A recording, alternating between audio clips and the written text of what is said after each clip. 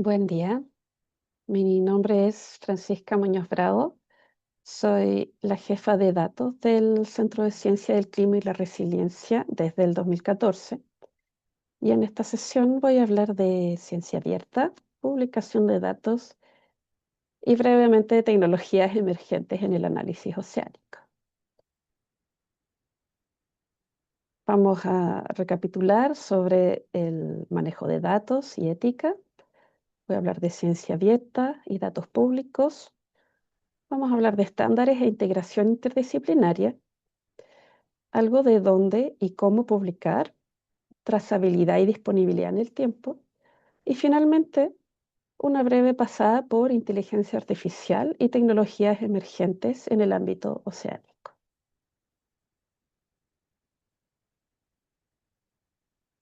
En la sesión anterior hablamos de distintos tipos de datos, fuentes y algunos ejemplos de metadatos asociados.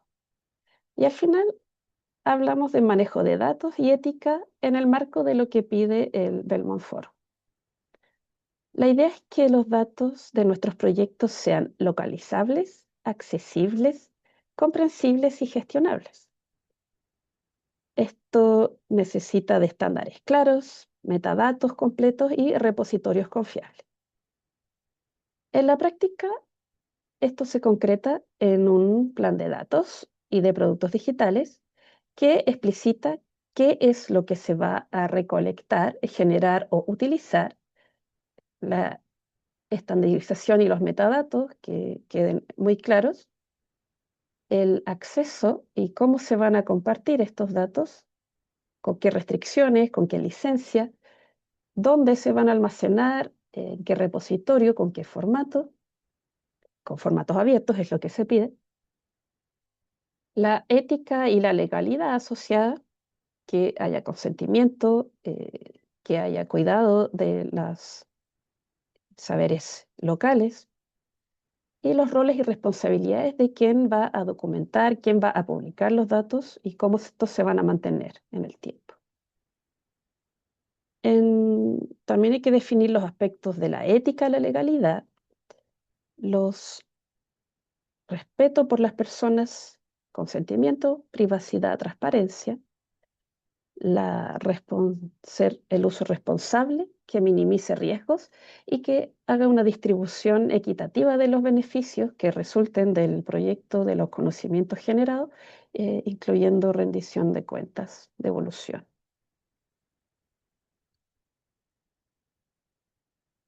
Esto en particular para el plan de datos o el plan de productos digitales que se pide, es que esté alineado con los principios del Belmont Open Data Policy, que define que los datos deben ser descubribles, accesibles y comprensibles más allá de las disciplinas de origen y que deben estar bien gestionados para su preservación. Y los principios FAIR, que nos dan muchas herramientas y criterios técnicos para lograrlo. Nos permiten que los datos sean localizables, accesibles, interoperables y reutilizables, utilizando metadatos, estándares que muchas veces dependen de la disciplina del dominio y repositorios confiables en el tiempo. Cuando los datos vienen de comunidades o conocimientos locales, se aplica los principios CARE, que incluyen el beneficio colectivo, autoridad para que decida sobre el acceso, responsabilidad en el uso y una ética transversal que tome en consideración los valores culturales de los datos que se están generando o levantando. Un buen plan debe mostrar calidad y viabilidad, debe detallar los recursos, los roles, el cronograma que se necesita para implementarlo. Debe explicar cómo se va a asegurar la calidad, los controles de calidad, la proveniencia de los datos, ya sea que se generen con sensores, ya sea que sean adaptaciones internacionales de otras fuentes, ya sea que se levanten en terreno. Y toda esta estructura, este contenido, los metadatos, toda la parte técnica, los repositorios, todo esto debe estar definido desde el principio y con una visión transversal de ética y orientado a la reutilización, a la interoperabilidad.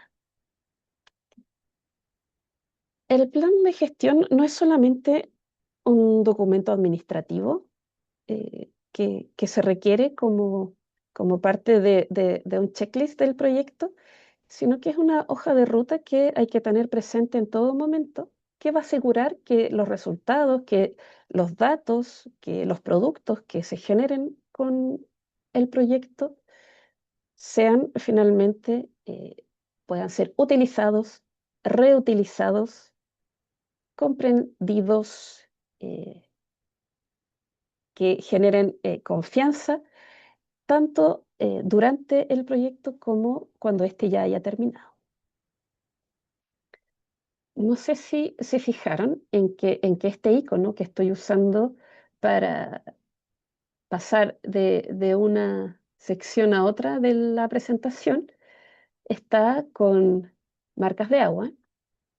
Esto es porque yo busqué un icono en Internet que tuviera que ver con colaboración, con interconexión de datos, nodos. Encontré este que me gustó, se llama Data Interconnect. Fue diseñado por Design Circle y lo encontré en Icon Scout. ¿Por qué lo pongo de esta forma? Porque busqué los términos de uso, leí las licencias y dice explícitamente que sí puedo utilizar este icono gratuito sin, con atribución. Si no soy un miembro del plan premium. Y como no soy un miembro del plan premium, estoy desplegándolo en la forma como se especifica, con explícitamente quién lo generó, dónde lo encontré, la atribución, en el fondo la cita del contenido.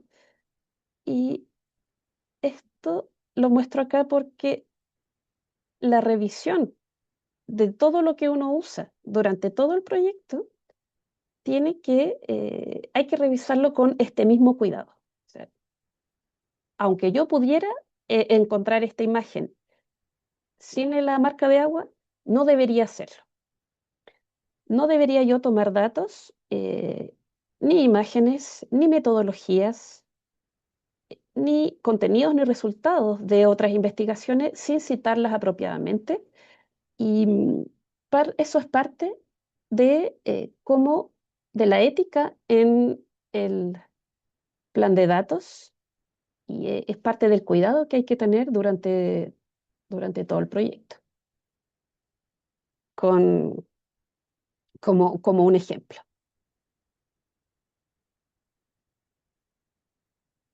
Aquí les muestro también una forma de ver el ciclo de vida de los datos de investigación. Como esta, hay varias otras. Esta la encontré interesante y viene de este sitio que se detalla acá abajo. En- Muestra que hay una etapa de planificación donde se están definidos los objetivos, por qué los vamos a recolectar, cuál es el plan de datos, qué dice el plan de datos al respecto, cuáles son las consideraciones éticas y legales que tengo que tomar, em,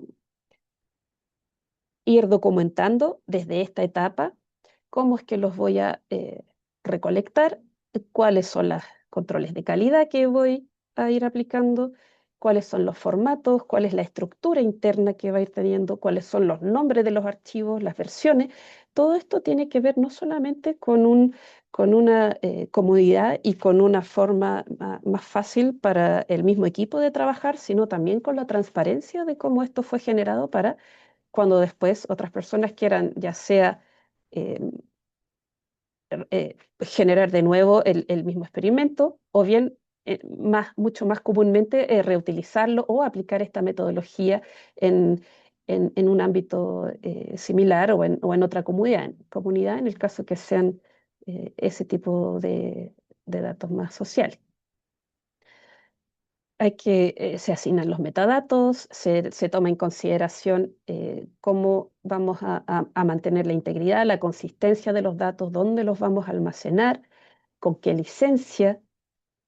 Aquí para la publicación, la idea es que los datos sean tan abiertos como sea posible y la licencia también tan cerrada como sea necesario, que entran las consideraciones de la responsabilidad y de la ética cuando hay datos sensibles. Tenemos que cumplir con los temas legales, con lo que nos pide el financiamiento, los principios FAIR y cómo luego publicar para que con este identificador único, cómo esto debiera citarse, qué consideraciones hay que tomar, cómo podemos promover la interoperabilidad. Y este ciclo, que es iterativo, lo vamos a ir revisando y aplicando durante todo el proyecto, tanto para los datos que vamos ingresando como para los que vamos generando. ¿Y qué quiero destacar también durante estos ciclos de vida? Es que la ética no está solamente en una etapa de la generación o del proyecto, sino que es una consideración que hay que tener presente durante todo el proceso del proyecto, de la generación de los datos, de la utilización, de la incorporación de fuentes, de elegir cómo se elige el repositorio, cómo se realiza la diseminación de los resultados. La ética tiene que estar siempre presente y siempre nos tenemos que estar preguntando si es correcto lo que estamos haciendo, si estamos tomando en cuenta todos los aspectos, si todos los riesgos, si estamos considerando quiénes van a ser los beneficiarios, cómo se va a beneficiar. Esto en relación a la publicación de los datos, al manejo de los datos, tanto para que sean, que esta metodología, que nuestros descubrimientos puedan servir a las distintas comunidades o a la toma de decisiones, como para proteger los aspectos sensibles, ya sea de una comunidad o de alguna especie relacionada con la que estemos tratando. Esto es tiene que estar siempre, siempre presente en todas las etapas del, del proyecto y de la generación de productos y de resultados. En total, un breve checklist, preguntarnos siempre, ¿tenemos un plan de datos? ¿Lo conoce todo el equipo? ¿Están los datos localizables en repositorios confiables y con acceso abierto? Si no, ¿está esto bien explicado? ¿Los metadatos son lo suficientemente claros para que desde otras disciplinas los entiendan? ¿Estamos cubriendo los aspectos de consentimiento y privacidad? ¿Hemos evaluado los riesgos y beneficios sociales del uso de los datos? ¿Hemos tenido cuidado en utilizar datos o modelos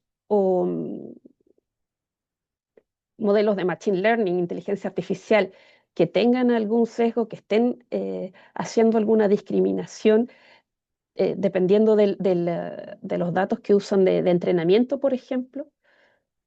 Hay que leerse muy bien toda la documentación de los datos que estamos utilizando y de los modelos que estamos usando. ¿Estamos siendo equitativos en el acceso a los beneficios? ¿Estamos siendo transparentes de todas las etapas de la generación de los datos y su obtención? ¿Se puede seguir la trazabilidad? ¿Se puede entender de dónde viene el dato y sus fuentes? ¿Están las responsabilidades de quien lo generó, quien lo documentó, quien lo publicó? ¿Están claras? Todo esto nos tenemos que preguntar cuando ya vamos a publicar los datos. Breve recordatorio.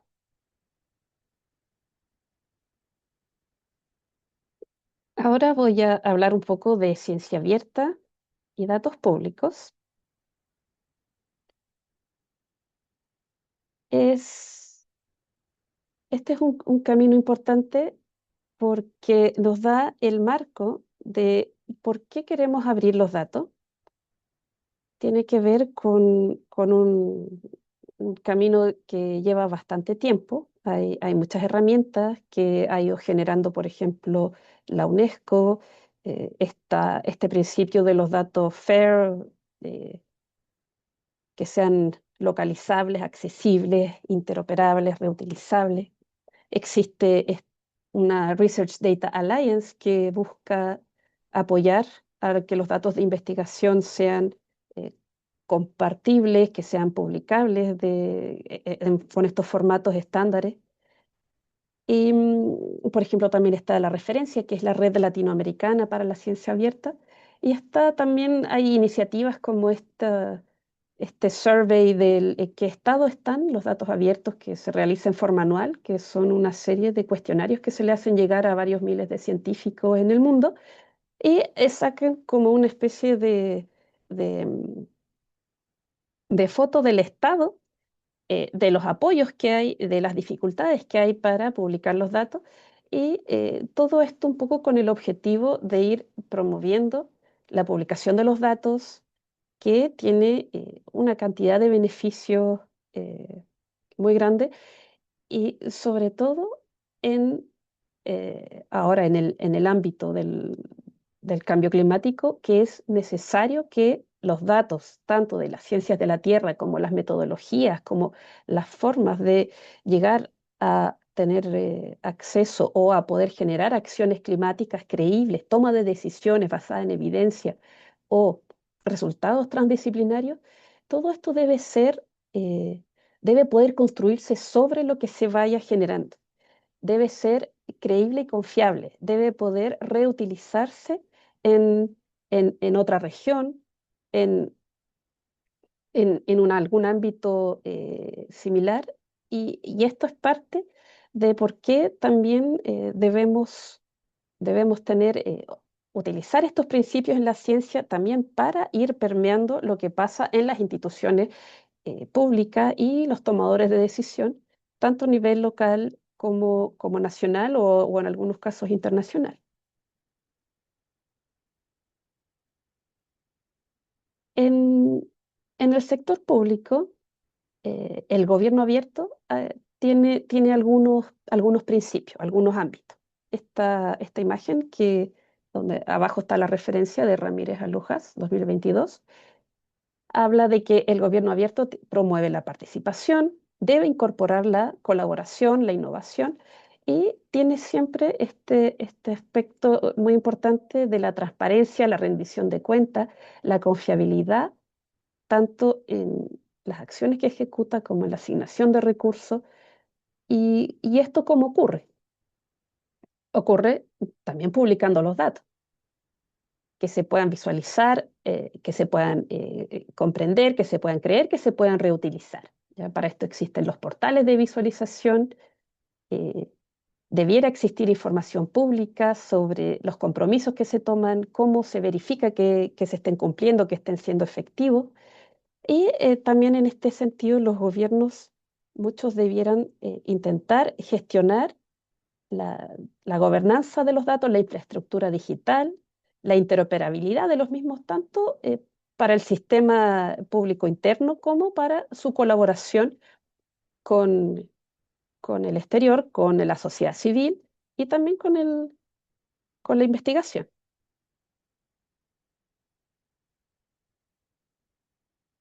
Un, un buen ejemplo de cómo otras herramientas que apoyan a, las- a los datos públicos para ser publicados es esta guía para abrir los datos climáticos que generó Open Data Charter, que tienen el objetivo de abrir los datos con un propósito específico y Para esta guía, ellos priorizaron un conjunto de alrededor de 70 datos que tienen impacto público tanto para la toma de decisiones como para posibles investigaciones científicas que permiten co-crear tanto en algunos casos los conjuntos mismos de datos como su uso, como su aplicación para realizar mejores acciones climáticas. Estos conjuntos tienen que ver con emisiones, con agricultura, con comunidades costeras, con uso de suelo, con otras energías, con residuos, vulnerabilidad, financiamiento, etcétera. Esto es también parte de esta gran iniciativa a nivel internacional, a la que adhieren varios cientos de países, que es el Open Government Partnership, que da también esta guía para abrir datos con un propósito, en vez de publicar todo lo que haya disponible y esperar que la sociedad civil o la ciencia encuentre y utilice esos datos. Aquí ellos promueven, por ejemplo, las reformas recomendadas en el ámbito del cambio climático, que tiene que ver con que los organismos tengan los recursos adecuados, con que los datos las bases sean interoperables, que los formatos sean abiertos, etcétera. Esto, como les mencionaba, les sirve no solamente en forma interna, sino que da confiabilidad en las acciones climáticas y eh, apoya a la incorporación de nuevas investigaciones científicas, datos satelitales, por ejemplo. Entonces, ¿cómo se relaciona un poco la ciencia abierta con los datos públicos? O cómo puede, desde este punto de vista, aportar la ciencia a la toma de decisiones? Por un lado, la ciencia puede apoyar en la sistematización de los catálogos y productos a nivel nacional y regional. Esto es algo que es de utilidad tanto para otros científicos como para los tomadores de decisión, generar estas como capas transversales con el mayor dominio, cobertura geográfica posible para apoyar la toma de decisiones y también pueden apoyar en determinar cuáles son los productos internacionales que están siendo realmente em, generados con metodologías de alta calidad, por ejemplo, o qué datos satelitales se están usando para productos grillados, o qué datos como vimos la sesión pasada, estos datos que utilizan la red Argos de biogeoquímica para generar em, productos verticales y que cubren todo el dominio del océano, eh, con datos tan específicos y tan útiles para temas eh, relacionados con toma de decisiones como la oxigenación, los nutrientes, eh, la radiación, salinidad, etcétera.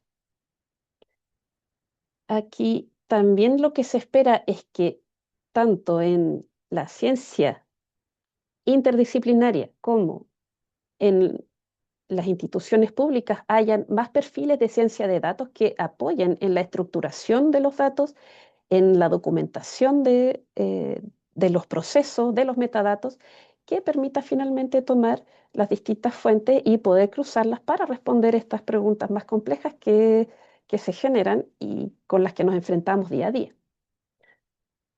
Esto, estos datos, estos productos, mapas o plataformas, pueden usarse o pueden verse también como una interfaz entre la ciencia y la sociedad civil, o entre la ciencia y la política pública, para em, encontrar como un lenguaje común entre los resultados de las investigaciones de los cruces de las distintas disciplinas con la que se necesita para la toma de decisiones, con un nivel de detalle en el aspecto del dominio geográfico y del dominio temporal, que los tiempos estén relacionados con lo que los tomadores de decisión necesitan, y la granularidad en la región, en el dominio geográfico, también sea el apropiado. Aquí, por ejemplo, hay un mapa que saqué del ARCLIM que tiene que ver con la pérdida de biomasa de salmones por floraciones algales nocivas, el índice de riesgo asociado.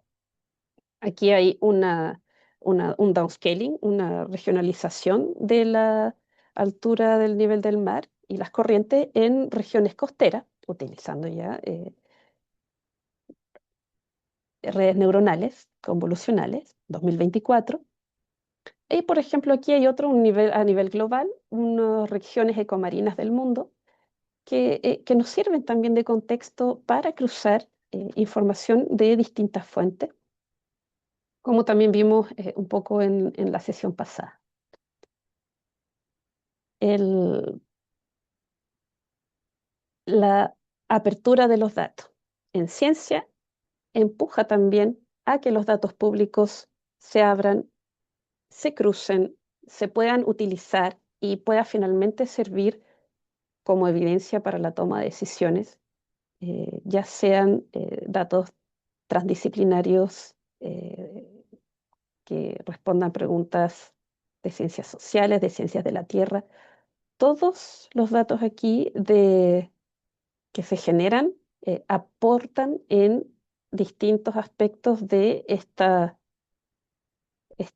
mezcla de piezas del puzzle que se necesitan para generar acciones climáticas ambiciosas, confiables y, y efectivas al final. Seguimos con los estándares y la integración interdisciplinaria. ¿Qué considerar?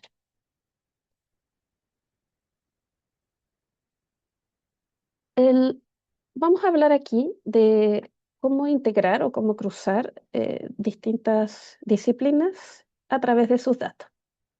Y aquí quiero decir cómo respondemos a preguntas transversales, como por ejemplo, dónde priorizar la conservación de cierta especie o cómo adaptar a una cierta comunidad a un riesgo específico, eh, con cruces de capas compatibles.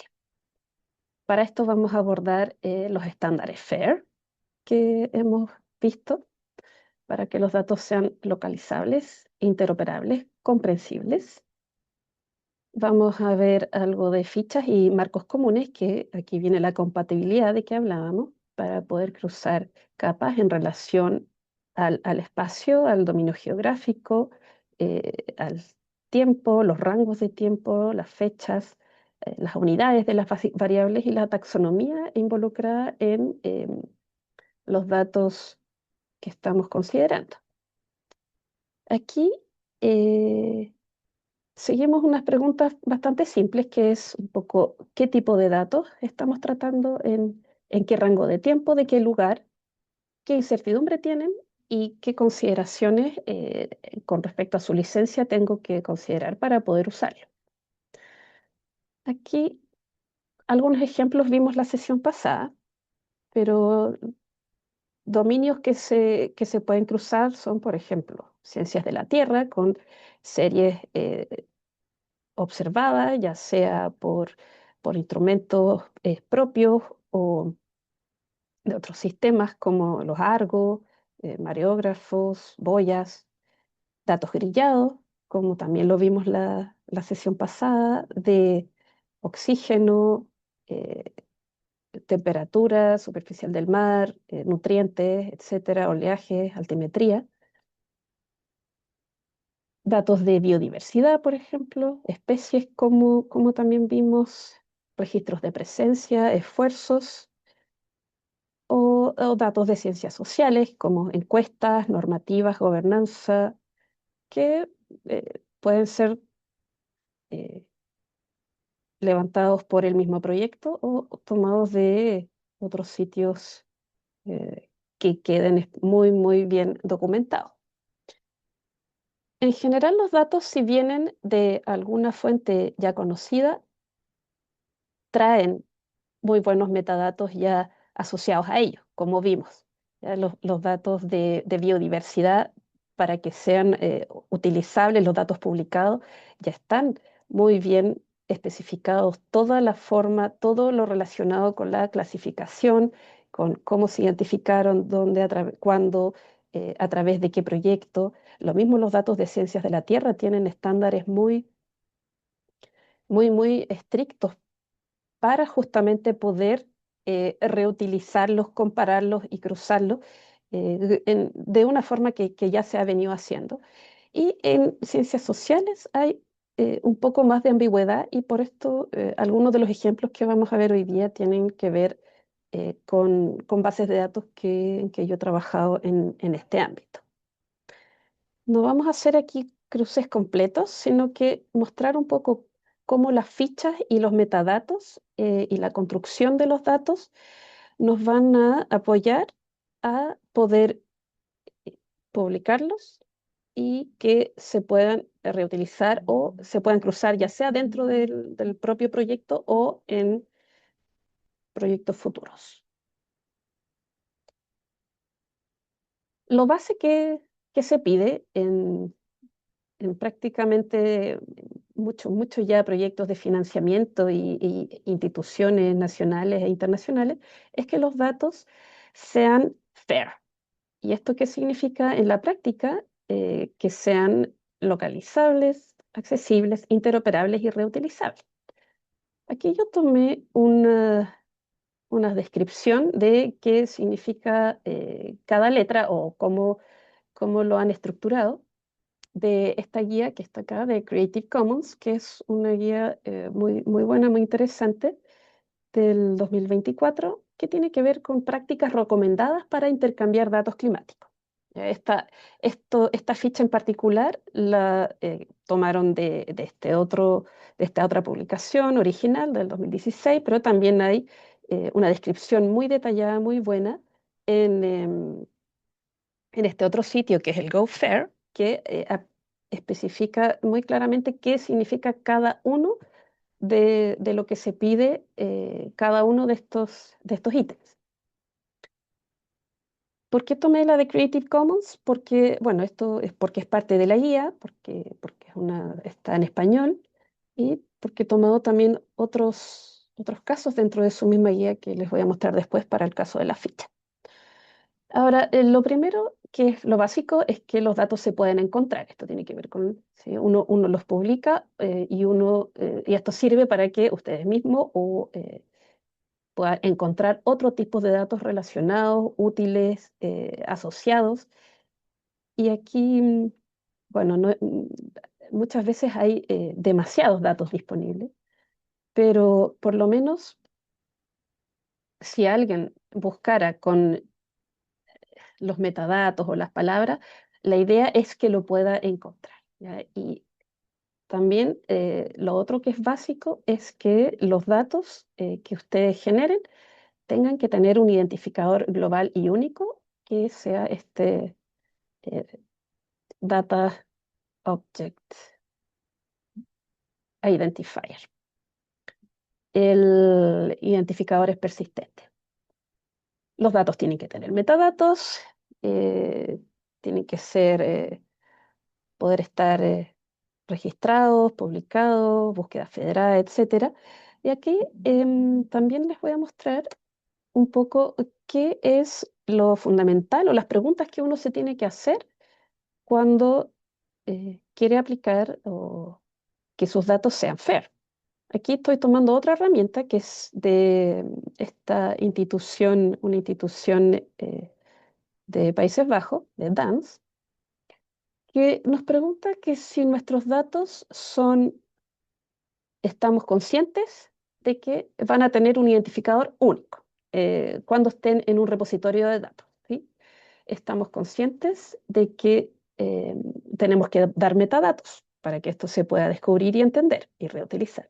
y si somos conscientes de que los datos que nosotros proveamos, los metadatos, tienen que ser comprensibles tanto por máquinas como por humanos.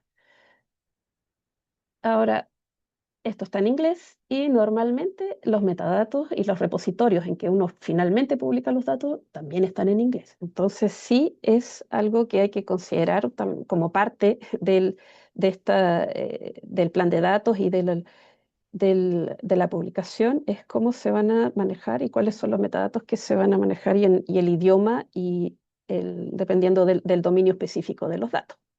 Que sean accesibles tiene que ver con que haya un protocolo de acceso estándar como HTTP, una página web, una API, idealmente sin barreras, con autenticación solo si es necesario, y que los metadatos deben estar accesibles siempre, incluso cuando los datos no estén disponibles. Y estas son las preguntas que nos da la herramienta, eh, que tenemos que incluir información de licencia para que estos datos puedan ser reusados y esto mismo de los metadatos que deben estar disponibles en el tiempo. Interoperabilidad tiene que ver que los formatos de los datos y de los metadatos sean un lenguaje estándar compatible con con software, por ejemplo, con estándares de datos georreferenciados, estándares de datos grillados, separados por coma en el caso de datos tabulados, por ejemplo, y que permitan las referencias cruzadas.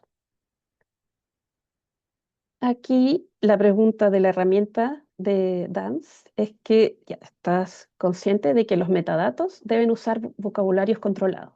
Esto es, dependiendo del dominio de la disciplina de los datos que estamos generando, tenemos que buscar ya sea em, datos similares y la taxonomía que se refiere a la especificación del contenido de lo que hemos generado.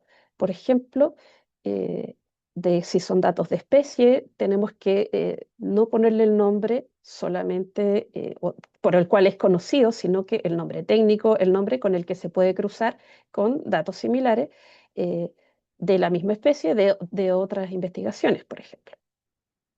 Entonces, una parte fundamental es encontrar estos vocabularios controlados que existen, estas como descripción de los datos, de los conceptos asociados a los datos, cómo se relacionan entre sí, para no depender solamente de palabras clave que les podamos dar en el grupo de investigación y que no permita su uso para otras comunidades que también les podría servir.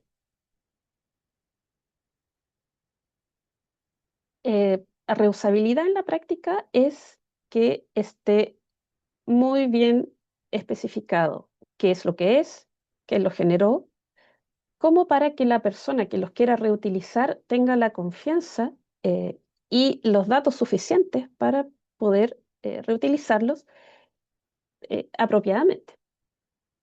Y aquí también está incluida la licencia, porque si no se pueden reutilizar en forma abierta o, por ejemplo, para uso comercial o para un uso no de investigación, eso es muy importante saberlo. Y esto es lo que da la R de la reusabilidad. Entonces, esto es todo lo que se necesita, lo que pide la herramienta de DANS para que los datos cumplan con el criterio de ser reutilizable, todo lo que tenemos que considerar que, sobre todo en el tiempo de la preservación en el tiempo, que se necesita profesional especializado en datos y en preservación digital, o alguien que sepa de estos temas para que los datos queden preservados de la mejor manera. Entonces, bueno, los metadatos esenciales, tanto en opinión de Creative Commons como un poco del estándar, lo básico básico es que tenga el título, el autor, la fuente, la ubicación y la licencia. ¿Ya? Un poco más detalle, normalmente los datos contienen también un contacto, que puede ser ya sea el investigador responsable o el data steward, que es como el administrador de los datos. Tiene que tener aquí también el nombre del autor. Si fuera yo, si fuera Francisca Muñoz, les digo que hay, yo creo que 100 Francisca Muñoz en el mundo, por lo cual eso no sería una identificación muy específica. Deberían poner el org ID de la persona y el registro de la organización responsable, que también es el ROR, que también es una identificación para organizaciones de investigación, la cobertura espacial temporal, el, cuál es el inicio y el fin del contenido de los datos, con qué frecuencia se encuentran identificados o tomados, cuál es la latencia, cuánto de tiempo después se quedan disponibles, cuáles fueron las fechas de recolección, etcétera. También tiene que quedar bien definido el contenido, cuál es la tabla de las variables, cuál es el nombre estándar, si es que estamos en un dominio que tenga una estructura bien definida de contenidos, como por ejemplo los datos de océano, atmósfera, en las simulaciones globales tienen eh, nombres muy específicos que son los más que son comunes, que se utilizan en- para datos simulados, observados, y etcétera. ¿Qué unidad es en que existe el contenido de la variable? Y una descripción? Y mientras menos estandarizado el dominio, más importante es que seamos muy claros en cuál es el contenido. Mientras más estandarizado el dominio, es muy importante que cumplamos con todas las normas que este dominio normalmente provee. Aquí necesitamos explicar cómo es el acceso, si los datos se descargan en una URL, si es que hay una API para acceder a ellos, qué formatos tienen, se necesita algún software, hay algún tipo de API específico, en este caso Threads o CG. Estos son como para los datos más voluminosos generados por datos de grillado, y la licencia y el tipo de uso. Tenemos aquí qué tipo de licencia, si vamos a pedir nada, o sea, solamente publicarlos y que tienen ninguna restricción para su uso, o si requerimos que se citen en los datos, o si tienen, por ejemplo, estas tags específicos de Traditional Knowledge Labels o Biocultural Labels, que son especificaciones que guían el reuso responsable del contenido, si es que aplica. Es muy importante que se describan los, los métodos, cómo se controla la calidad en las distintas etapas, si esto es un sensor, cuáles son los valores, los flags, las validaciones que se hace, y si son datos de ciencias sociales, cuáles son las fuentes, las formas, la metodología, y si son datos derivados, cuáles fueron los programas, los modelos que se utilizaron. O sea, todo esto es parte importante cuando alguien quiere reutilizar los datos. La procedencia, su identificador único, cómo quiere uno que se cite los datos, cuáles han sido los distintos cambios que han ocurrido, cuáles son los códigos con que se generaron estos datos y cuáles son los datos que se tomaron como insumo para generar, valga la redundancia, los datos a los que estamos revisando o el producto digital. Esta es la ficha que les mencionaba de Creative Commons, esto es como lo básico acerca de mis datos. Es un poco lo que dijimos: el título, el editor, quien es el que provee los datos, el identificador único, la licencia, cuáles son los derechos, con un texto, cómo deben citarse, y aquí está la cita de esta ficha misma. Luego ellos proponen una segunda página, súper importante, que tiene que ver de las fuentes. Y esto es como un poco lo que les explicaba. Está muy bien tener un, un producto de precipitación a nivel global, pero ¿de dónde viene esa precipitación? Utilizan datos de satelitales, utilizan datos que fueron recopilados por alguna universidad, utilizan datos locales. Es extremadamente relevante cuando vamos a trabajar con datos climáticos de cualquier tipo, que quede muy, muy claro cuáles son las fuentes de los datos que nosotros estamos generando. Entonces, esto es una ficha relativamente simple que indica para las distintas fuentes título, institución que lo provee, identificador único, licencia, cita bibliográfica. Y esto para todos los datos que nosotros integremos. Aquí tengo algunos ejemplos. Uno es esta shipping and trade en el mar de Java en este periodo histórico. ¿Cuáles son los metadatos que se ocupan acá? Esto tiene que ver no solo con el contenido de lo que estamos viendo de la base de datos propiamente tal, sino con el portal donde se está publicando. Este portal, que son datos de Países Bajos, piden todos estos datos, estos metadatos, y da aquí una ayuda. ¿Cuál es el área? ¿Cuáles son las palabras clave? ¿Cuál es la licencia?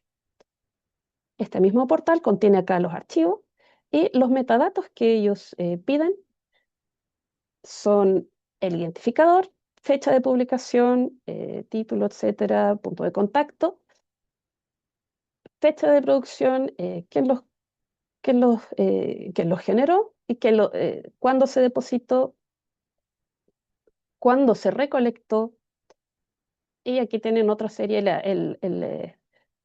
cobertura temporal, datos relacionados, etcétera.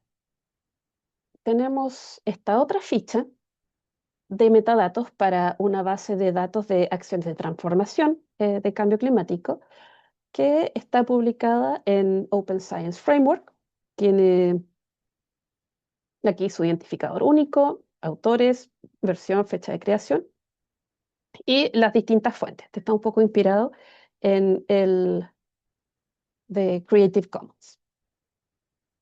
Esta es una base de datos ya social y se las quiero mostrar porque en la descripción de los campos, o sea, cuál es el contenido de esta base, tuvimos un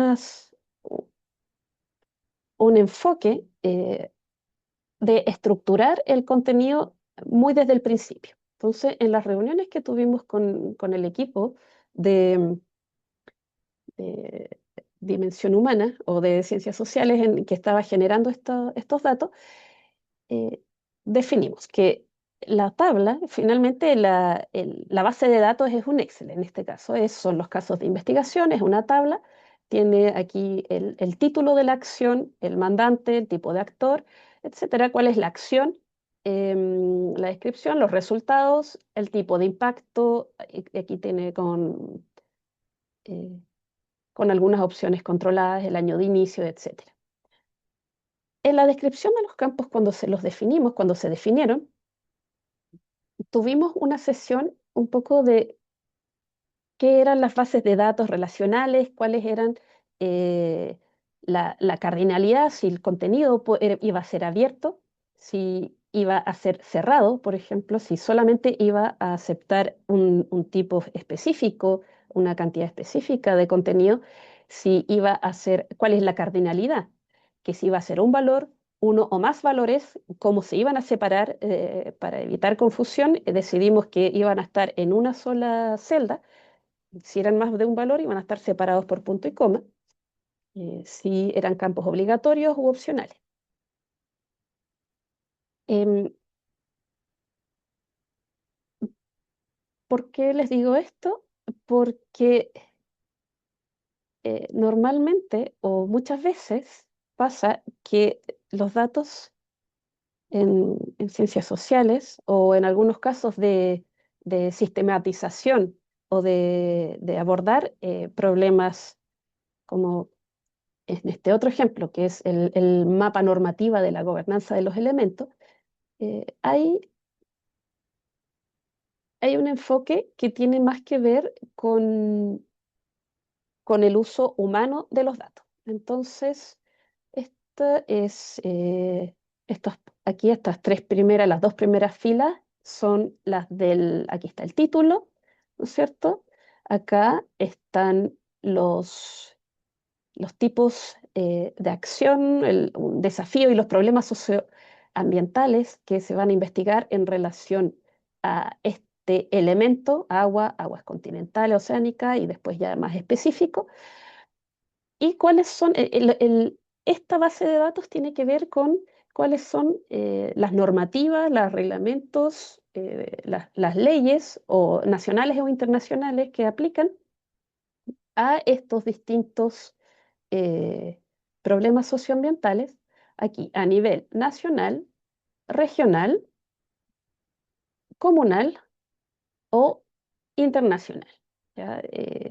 Distintos tratados a los que en este caso Chile adscribe y que generan acciones específicas en este ámbito que es el que se está analizando. Esto no era tan útil o tan traspasable a una tabla o a una tabla que se pudiera eh, pu- eh, publicar o cruzar o revisar en una página, por ejemplo. Y lo que hicimos fue estandarizar un poco.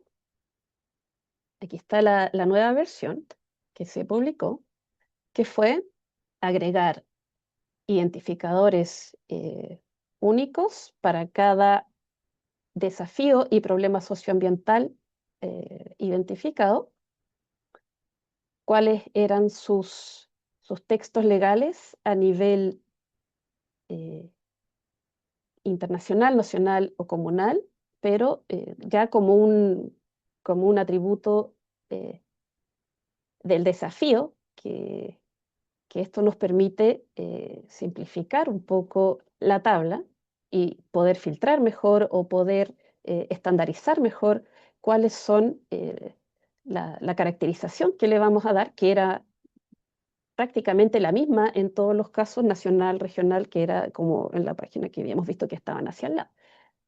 Entonces, este trabajo que se hizo para identificar los textos reglamentarios y estandarizar el contenido, terminó también con una descripción de los campos em, más, eh, más estandarizada, más una estandarización del contenido, que no fuera tan libre en las instituciones, en los tipos de actores, sino que tuvieran, siempre que fuera posible, una, una unicidad,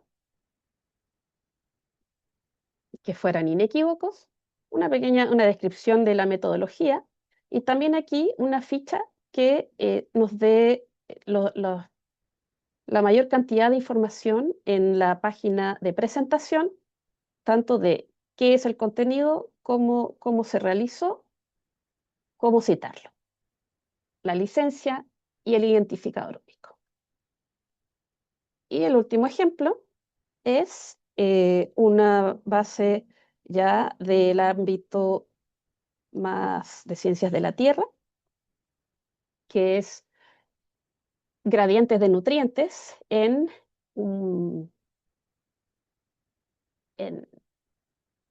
observaciones in situ, que están publicados en este otro sitio, que es Pangaea, que es un repositorio bastante orientado a lo que son datos de ciencia de la Tierra y en particular contiene muchos datos oceanográficos.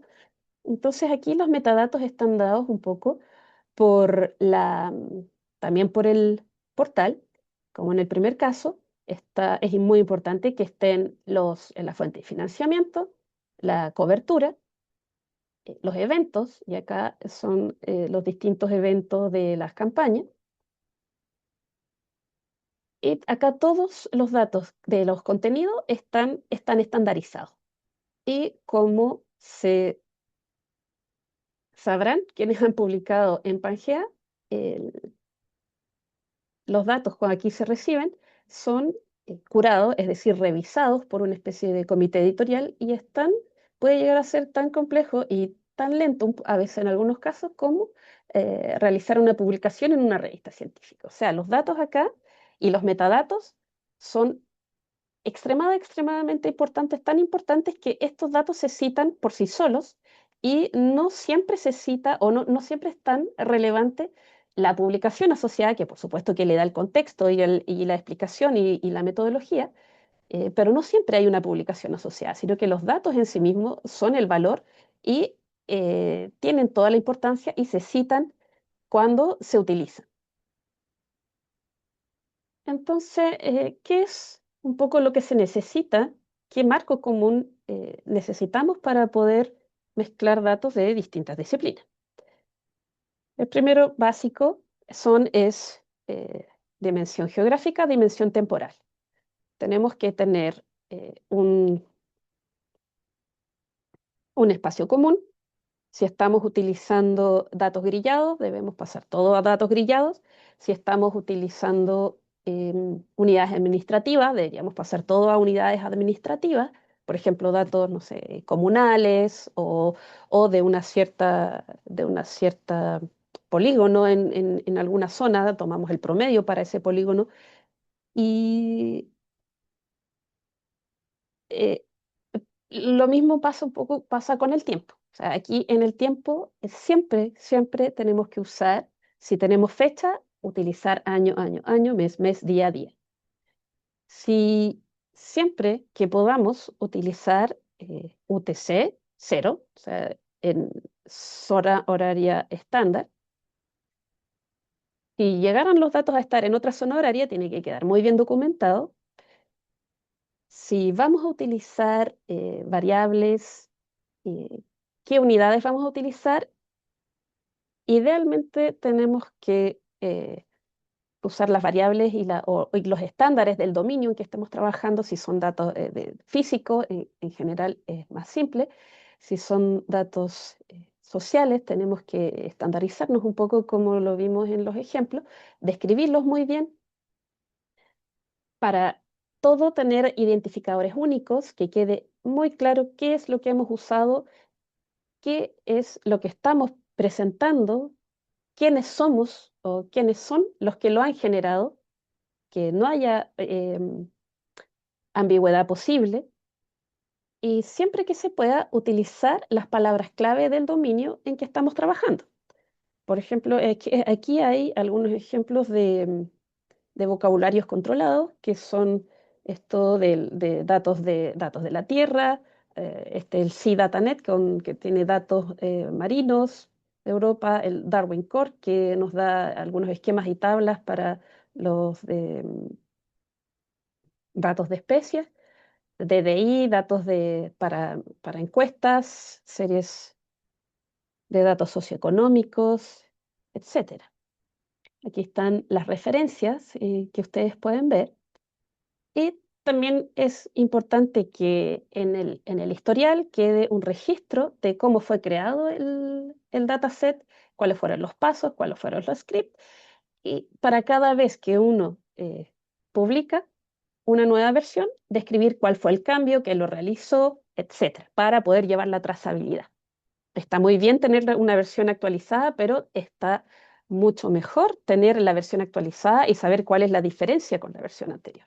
También aquí va eh, los flags que se han utilizado para el control de calidad, etcétera, las banderas que se pongan, como ustedes habrán visto en datos, normalmente se proveen también estos metadatos.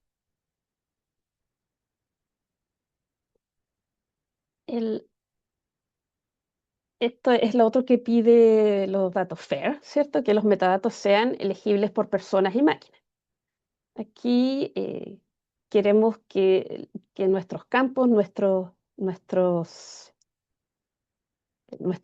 títulos de los metadatos sean estandarizados por un lado y que los contenidos también estén estandarizados. Es parecido a lo que vimos. Tenemos aquí un ejemplo de datos. Esto es un muy buen sistema que tienen los datos grillados en el estándar NetCDF que permite en el encabezado de los datos entregar una serie de atributos globales que contienen la descripción de, de la variable, cómo se realizó, quién la realizó, con qué experimento, con qué, ay, perdón, qué experimento, con qué parámetros, con qué parametrización en el caso de los modelos, todos los detalles que nos permiten entender el contenido de un dato grillado, teniendo como fuente el propio dato grillado. Este es un buen ejemplo de metadatos que están como un poco contenidos en los datos. Y este es otro ejemplo, que fue el que les mostré antes, de metadatos que son, en este caso, son legibles por persona, pero también tienen una separación en distintas columnas, tienen nombres estándar, si bien están en español, son directamente traducibles al inglés y se pueden subir también a estos portales que permiten poner todo este mismo tipo de metadatos para su comprensión y su cruce y reutilización y cruce con otras disciplinas. Finalmente, entonces, el checklist para la integración interdisciplinaria tiene que ver con compatibilidad de escalas, unidades y nombres de variables que estén especificados en el dominio, en el ámbito en el que estamos trabajando, palabras clave controladas, identificadores únicos y persistentes en el tiempo, tanto para el conjunto de datos, para los autores, para la institución generadora, y metadatos claros y completos de quién, qué, cuándo, cómo y procedencia, proveniencia de los datos, de su forma, de su metodología, de los sensores, de cómo se haya generado.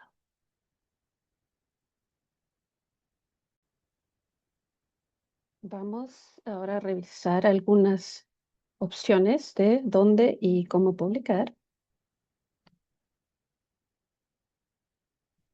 En principio hay que elegir la licencia, el repositorio, eventualmente enlazar el contenido, los datos, con el código fuente, los scripts que se utilizaron para generarlo como parte de la metodología, y finalmente evaluar la posibilidad de publicar un artículo asociado a los datos y a su generación. Vamos a considerar repositorios científicos, algunos criterios, dónde publicar el código, por qué, y finalmente la opción de publicar un data paper o bien buscar también datos interesantes en data paper existentes. Las licencias abiertas que piden normalmente en los proyectos y que son un poco ya el estándar en los datos científicos de investigación, eh, tienen, hay de varias formas. Las licencias abiertas más conocidas son estas que se definen en Creative Commons, la Creative Commons 0, que más solicitud de atribución, esto es, si es que fuera necesario, esto permite la máxima reutilización. ¿Y qué significa que tenga licencia CC0? Que no tiene ninguna restricción, que todos los datos que se publican con esta licencia son de dominio público global para que se use en cualquier tipo de condición, programa, uso comercial, política, reutilización, reconstrucción sobre eso, etc. Es la opción más libre que hay. Luego, una que se usa mucho en ciencia es Creative Commons by 4.0, que es que se pide que debe citarse la fuente cada vez que se use. Esto es una licencia que exige esta reutilización sin restricciones siempre y cuando se indique la atribución. Esta licencia, como habíamos mencionado, debe estar documentada en el landing page o en el README en el caso de que su formato de datos lo contemple, y cómo se cita, ¿no? Todo lo que vimos en la parte anterior de los metadatos. Segunda parte, beneficios de la licencia más libre, elimina complejidades legales. Hay que tener mucho cuidado aquí con los datos confidenciales y gestionar el uso de las marcas y ver los temas legales si es necesario. Que en el otro caso, en el caso de que se pide la atribución, nos da siempre la autoría, mantiene un poco el esfuerzo que tomó generar los datos, se ve visible en todo el ciclo de vida y, y cómo se continúan usando estos datos para otros proyectos o productos, plataformas, etcétera. Cuando esto quiere ser de uso muy masivo, puede ser un poco más complejo y eso es parte de lo que hay que considerar. Ahora, nuevamente, esta tabla, esta ficha la saqué de las recomendaciones de Creative Commons que estuvimos viendo en las secciones anteriores. Para ver dónde publicar, depende mucho, ¿no es cierto?, del tipo de dato. Lo que se recomienda para los datos científicos es que siempre que haya un dominio, un portal, un repositorio especializado para el tipo de datos con que se está trabajando, por ejemplo, OBIS, que son datos de especies, o datos orientados específicamente a datos, no sé, de paleoclima, o en este caso, bueno, Pangaea es un poco más, es más general, pero si existe un repositorio que usa de como estandarizado, que se usa para el dominio disciplinario específico, siempre se recomienda usar ese, porque ese es el estándar y se le va a dar mayor visibilidad a sus datos, mm, mejores metadatos, mejor comparabilidad con datos similares. Y aquí hay algunos ejemplos. Ahora, el, qué es lo que yo hago o qué fue lo que yo hice cuando me preguntaron la primera vez, hace ya varios años ya, dónde publicamos nuestros datos? Lo primero que hice fue buscar recomendaciones de repositorio y esto era y encontré uno de Nature en Scientific Data, su revista de datos, y esto inicialmente tenía una lista de repositorios recomendados, pero hoy en día este texto, como ellos guían para encontrar el repositorio, em, no es ya una obligación o una fuerte recomendación, sino que es una sugerencia porque ellos eh, permiten y dejan que se suban los datos en cualquier repositorio que cumpla las políticas de arriba, que son típicamente que sea, que permita el acceso, que tenga un identificador único y las cosas que hemos visto que normalmente se cumplen en los repositorios em, más populares. Aquí hay que ver en el fondo que lo que también se pide en muchas etapas de los datos abiertos, que es que el repositorio sea confiable, que sea estable en el tiempo, que tenga idealmente una historia y una proyección, que no sea, por ejemplo, un proyecto, un centro de investigación que tiene un fondo de financiamiento acotado, que tiene que estar postulando continuamente a fondo. Ese tipo de repositorios no son muy estables. Los de las universidades normalmente sí, y los de las instituciones nacionales a veces, porque depende un poco de la, eh, de la administración, del esfuerzo que se ponga en ello. Dicho esto, vamos a ver algunos otros ejemplos de repositorios recomendados o sugeridos.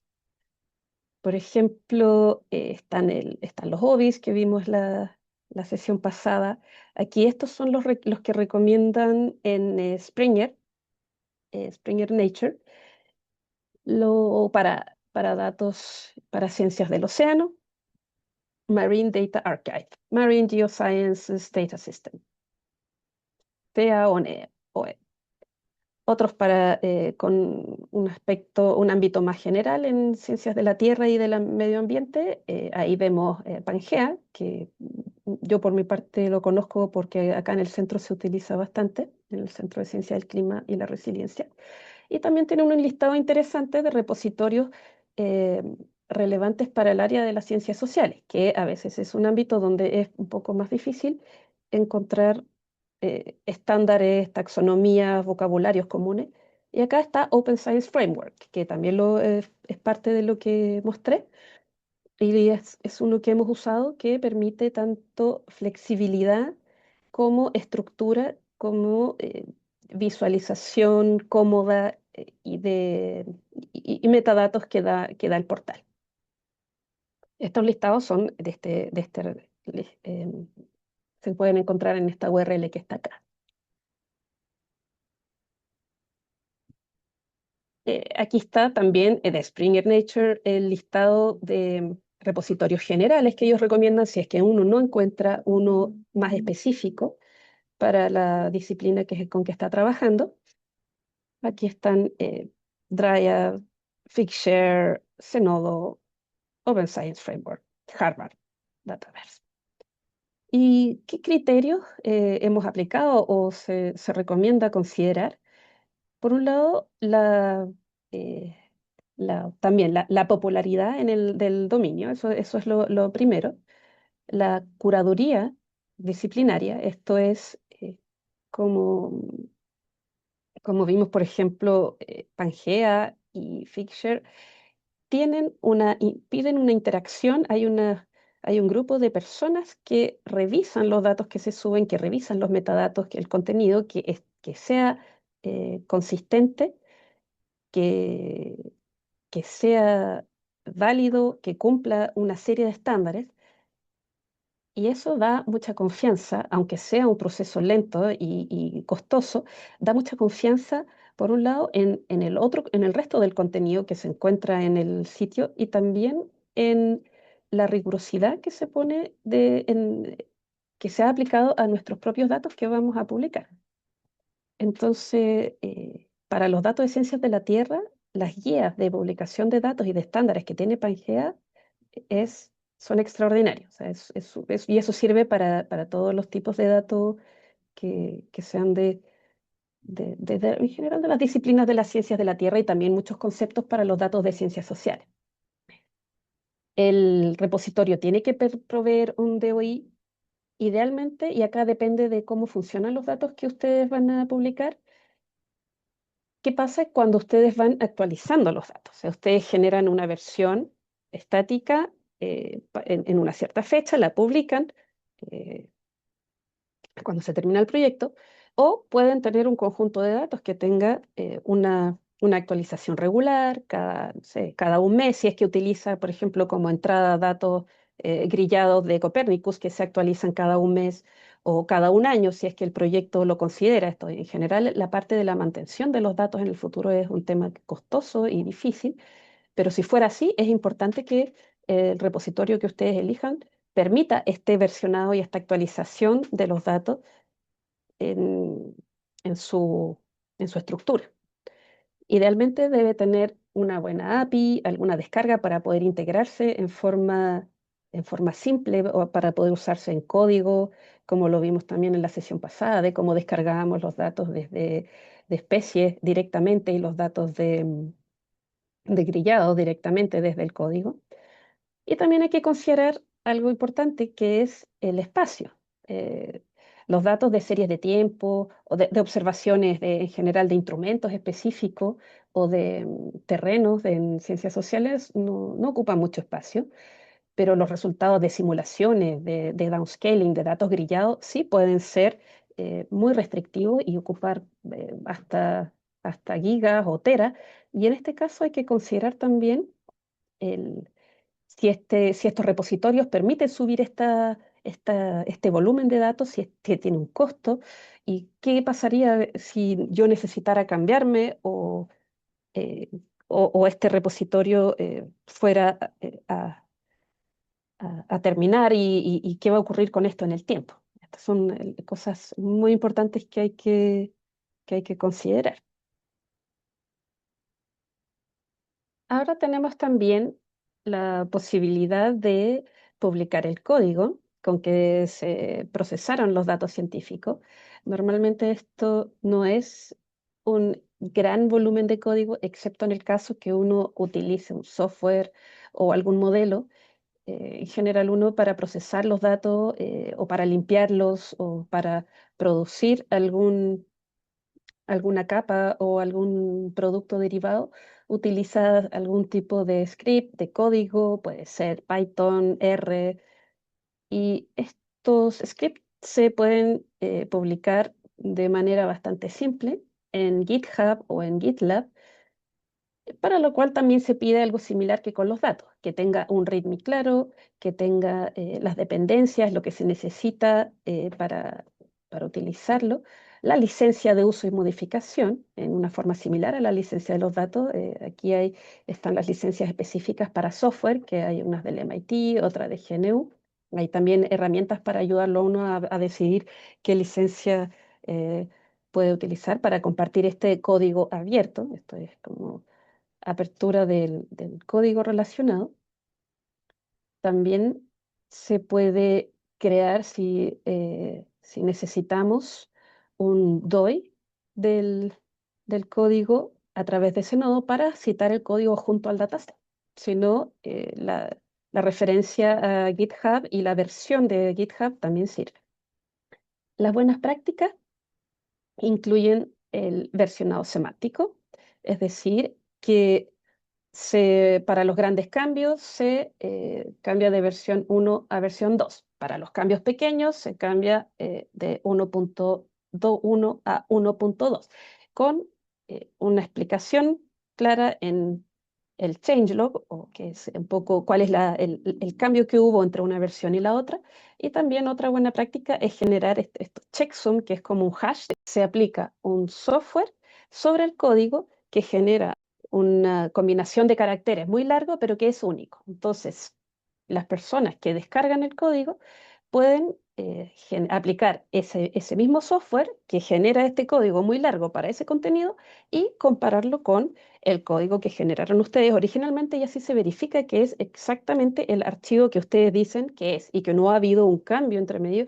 ¿Y por qué esto es importante en el tema del software? Porque también previene la proliferación de virus o de corrupciones de archivos. ¿Qué se podría publicar, por ejemplo? Algún script de limpieza de datos crudos, algún control de calidad de datos de sensores o cálculos de indicadores, etcétera. Finalmente, vamos a ver la posibilidad de escribir un data paper en un data journal.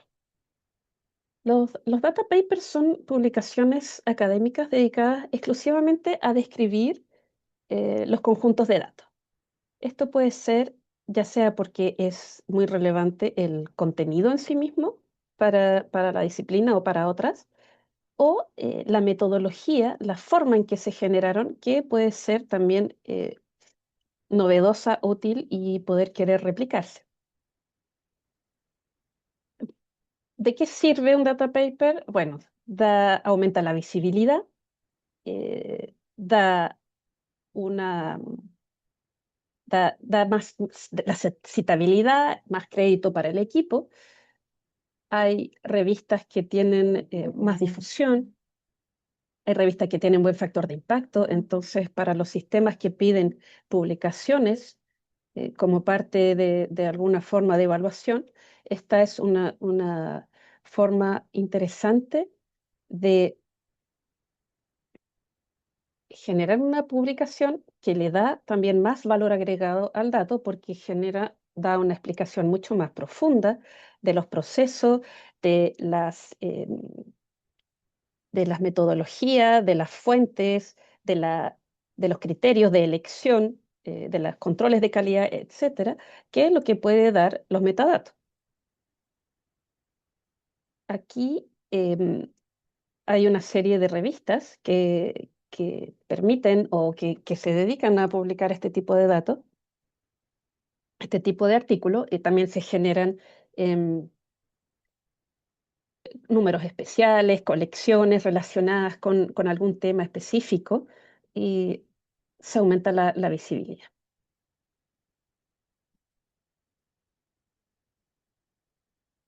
Aquí hay, por ejemplo, algunos data papers en Nature de Scientific Data, que son, yo busqué Coastal Marine Communities y se encontraron y aparecen varios de estos. O sea, varias publicaciones que tienen que ver, por ejemplo, aquí integran basura, usos de la playa y variables oceanográficas costeras. eh, Medidas de monitoreo, de protección de hábitat, eh, imágenes de alta resolución. Sí, esto es el tipo de publicaciones que se pueden realizar y tienen, como les mencioné, es una tendencia en crecimiento. Por ejemplo, yo como encargada de datos y cómputos del Centro de Ciencia, entre otras cosas, reviso las publicaciones del centro. Y algo que me fijé que hace no mucho comenzó a aparecer un tipo de artículo, un tipo de documento específico que es el data paper. Ellos clasifican en Scopus, que es esta base que indexa muchas publicaciones, muchos journals, muchos autores tienen millones de publicaciones, tienen artículos de conferencia, capítulos de libros, reviews, cartas al editor, y uno de ellos ahora es el data paper. ¿Qué fue lo que yo busqué? En este caso, busqué Coastal Community Dataset. Me aparecieron varios, todos estos cientos. Los primeros los primeros son artículos, review, etcétera. Y yo hice un filtrado por data paper y me aparecieron estos 64 con esta búsqueda. Y esto ya están en niveles del nivel del mar, estatus socioeconómico en estas publicaciones. Earth System Science, Scientific Data, Data in Brief, más o menos reciente. Entonces, este criterio les sirve no solamente para pensar en una eventual publicación de data paper, sino también para buscar conjuntos de datos relevantes, porque la obligación de un data paper es que el conjunto de datos esté disponible en un repositorio. Entonces también sirve para ver, por ejemplo, datos relevantes que nos puedan servir, datos parecidos en los que nos podamos inspirar para generar una metadatos o taxonomía. Es una tendencia bastante interesante, a mi parecer. Y aquí vamos a hablar brevemente de trazabilidad y disponibilidad en el tiempo, que son conceptos que hemos hablado en los otros, en las slides anteriores, pero es tan relevante, porque es lo que va a permanecer cuando termine el proyecto. Esto tiene que ver con que una vez que los datos están publicados, tienen que ser trazables, tiene que quedar tienen que estar localizables, tienen que quedar disponibles en el tiempo, tienen que poder ser citables con, con los distintos criterios que hemos mencionado. Eh, que, por ejemplo, necesitamos tener lo que dijimos, las fuentes, la metodología, las transformaciones, el producto. Idealmente, separar los datos, si es que tienen ese formato, en los datos crudos, en los datos procesados y en los datos publicados. Hay personas que probablemente van a querer tener acceso también a los datos crudos. Lo ideal es disponibilizar las distintas etapas de procesamiento también que van teniendo los datos. Tener el versionado semántico, el changelog que habíamos hablado para entender qué es lo que cambia en cada versión, tener respaldos, tener estas verificaciones de integridad, utilizar formatos abiertos que no requieran software propietarios ni pagados, por ejemplo, como no sé, ArcGIS o MATLAB o Atlas TI, otros que tienen que quedan como em, datos que no se pueden abrir de ninguna forma o de ninguna forma con software abierto o manejar. Eh, y lo otro relevante es que nos permite, y lo que nosotros también debemos hacer cuando generemos nuestros conjuntos, es citar a los conjuntos de datos como productos de primer orden, o sea, como si fueran un poco artículos que tienen su identificador único y, y que y que nos da también la forma de respetar la autoría de quienes generaron los datos anteriores y lo mismo pasa cuando nosotros publicamos, también queremos que se mantenga y poder contar las citas para saber cuándo se usa, quién lo usa, en qué contexto, sobre todo para poder llevar también esta trazabilidad del uso eventual de nuestros datos en la política pública o en la toma de decisiones. El, ¿Qué pasa con nuestros datos en el futuro? Eso es algo que normalmente es muy difícil que ocurra por sí solo. A menos que esos datos sean como una foto que se publica, que se pone en el repositorio y que con eso está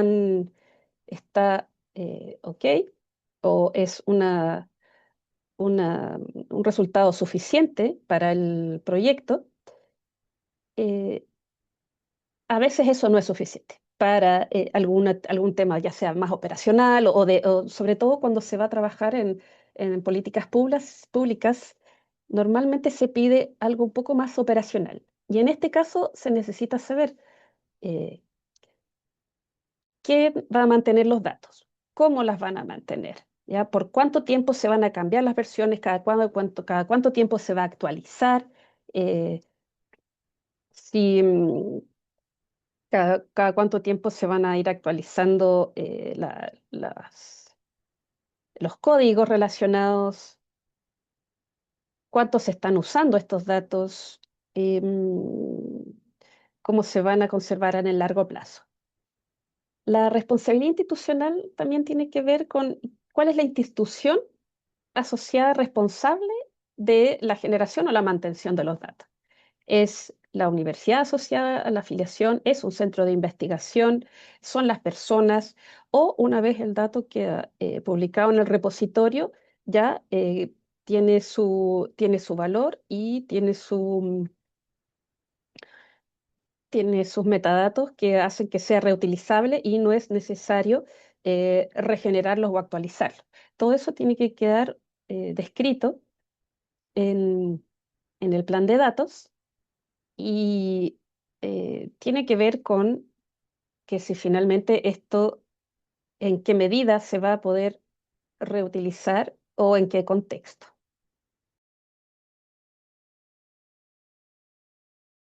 Y finalmente vamos a ver una breve pasada por inteligencia artificial y tecnologías emergentes.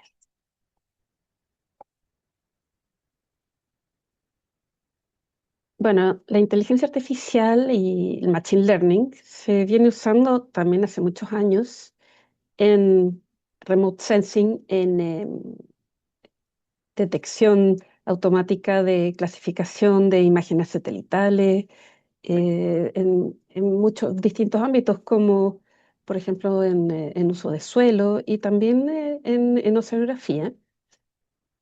¿Y para qué lo usan? Principalmente estos grandes proveedores, como por ejemplo Copernicus, aplican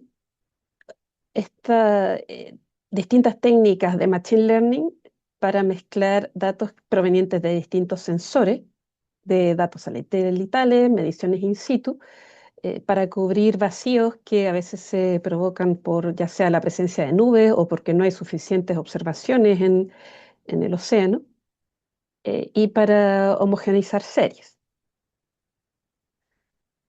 También generan variables ópticas grilladas, como por ejemplo clorofila, con modelos entrenados y validados con datos observados in situ, y se publican como capas listas para su uso y se mantienen actualizadas.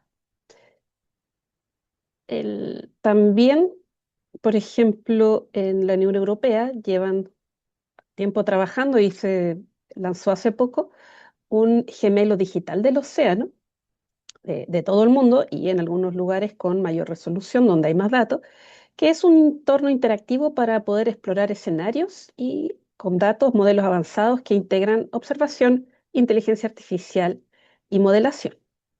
Están las referencias. También se utiliza control de calidad de los datos de los sensores en las observaciones, en radares, con distintos prototipos y workflow en las mismas unidades in situ, por ejemplo, como muestra ahí en marineinsitu.eu.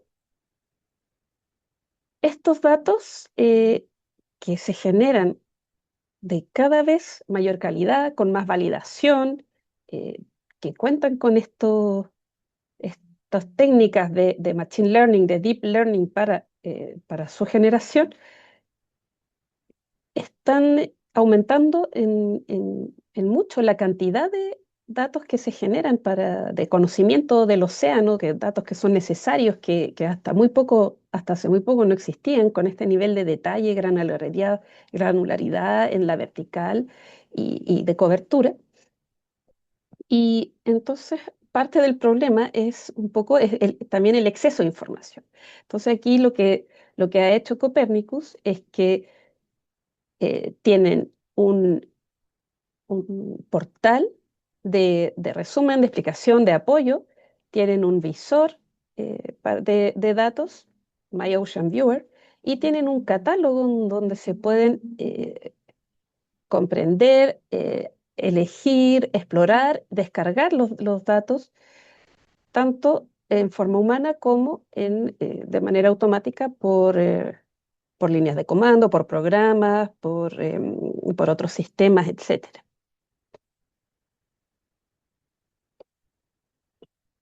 Algunos ejemplos un poco aleatorios, un poco representativos de posible interés son, por ejemplo, estas publicaciones que, utilizando Machine Learning o inteligencia artificial, han generado distintos productos, ya sea por ejemplo, el de oxígeno disuelto que vimos en la sesión pasada, o algunos criterios para que los operadores portuarios puedan decidir si salen o no salen al mar, por ejemplo, con respecto a las olas que integran estos también pronósticos meteorológicos y van entrenando con estos datos para ver si es apropiado salir a la mar o no.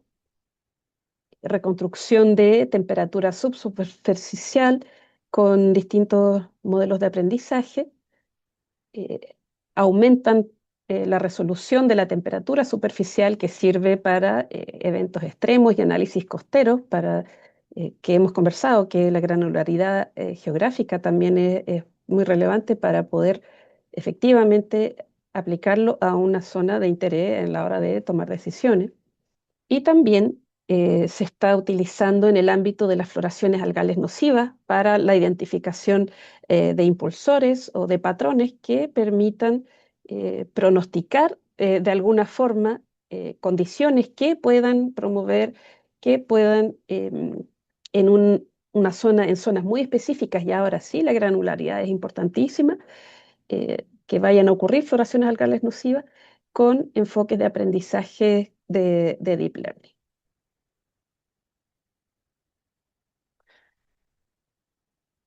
En síntesis, los modelos que utilizan inteligencia artificial, los resultados normalmente funcionan como una caja negra. Son modelos que son entrenados con un conjunto de datos, normalmente datos que humanos les dicen, esta serie de tiempo o estos datos significan eh, que que esta imagen que tú estás viendo es de tipo plancton, es decir. Y así van entregando datos y diciéndole cuál es el resultado esperado. Una forma típica de cómo funciona el Machine Learning es que se le entregan unos conjuntos de estos datos como entrenados, se entrena y como resultado el sistema es capaz de predecir con un nuevo conjunto de datos qué clasificación tiene. Eso es un uso típico. Ahora, ¿cómo funciona? Eh, ¿Por qué entrega los resultados que entrega? Eso es parte del sistema que es este con redes neuronales, que es lo que se pierde un poco en esta generación de cruces internos que tiene la máquina, pero normalmente va mejorando en su entrega de resultados para este universo con el cual ha sido entrenado. Entonces, funciona bastante bien, funciona muy bien en algunos casos cuando tiene buenos datos de entrada, en reconocer patrones, predecir a corto plazo a partir de bastantes datos, con serios de tiempo, con observaciones, con imágenes, etcétera. Y también es bueno en resumir información compleja porque tiene también este formato de em, funcionar en base como a patrones que se pueden explicar. Es útil como apoyo para explorar escenarios en forma rápida, para priorizar decisiones, para clasificar, para catalogar, siempre con supervisión humana y validación independiente de los resultados, pero no es buena para explicar causas, es generalizar, es fuera del contexto con que ha sido entrenado, no reemplaza el conocimiento experto, ni reemplaza las mediciones de campo, ni las reglas del dominio, las leyes físicas o los procesos sociales, cómo puedan funcionar. Y sobre todo el penúltimo punto, no reemplaza las mediciones de campo. O sea, si no hay datos observados, la inteligencia artificial va a generar un mal producto porque no tiene cómo determinar qué es lo que ocurre ahí. Entonces, para usarla responsablemente, lo primero es que hay que ver siempre cuáles son los datos con que fue entrenada, de dónde vienen, si su uso es permitido, a quién representan, ver cuáles son sus sesgos, la cobertura, ver si tiene desbalances en el espacio, en el tiempo que se ha considerado en la población, si hay alguna discriminación, si los que generaron los datos o los que decidieron qué datos generar o con qué datos alimentar al sistema, tiene tiene algún sesgo, alguna tendencia que sea explícita o implícita. Y cuando el dominio lo exige, como por ejemplo en ciencias de la Tierra, hay que verificar la consistencia física y, y tener siempre mucho cuidado, que cuando un modelo es entrenado con una serie de tiempo de las cosas que han ocurrido, no va a poder pronosticar que va a ocurrir algo que no haya ocurrido. Y eso en la vida real sí ocurre, porque las leyes físicas sí lo permiten, y eso es parte de la complejidad que tiene usar la inteligencia artificial para cualquier proceso. También hay que tener el cuidado de la transparencia, ver todas las especificaciones del modelo, que es parecido como a los metadatos de los datos, como estuvimos viendo, que tiene que ver con cómo fue entrenado, con qué datos, qué consideraciones, cuál es su uso esperado, cómo, cómo ha sido, cuáles son los casos típicos, las versiones, los cambios, etcétera. y siempre, siempre utilizar supervisión humana en decisiones sensibles. Bueno, esto ha sido esta larga sesión. Espero que sea útil y muchas gracias. Que les vaya bien.